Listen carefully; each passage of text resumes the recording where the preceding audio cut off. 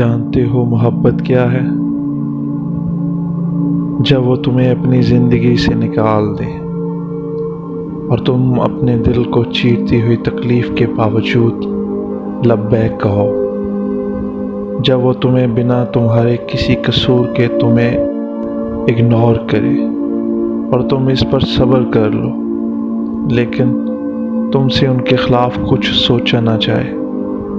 जब इनके ख़िलाफ़ बोलना चाहो तो तुम्हारी ज़ुबान, और जब लिखना चाहो तो तुम्हारे हाथ बगावत कर जाएं। जब कोई इनके ख़िलाफ़ कुछ बोल जाए तो तुम उनकी इज़्ज़त और हुर्मत की खातिर इस इंसान से लड़ जाओ।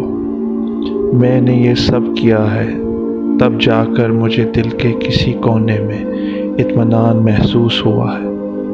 उसने छोड़ दिया तो क्या हुआ? मोहब्बत मैंने भी की थी।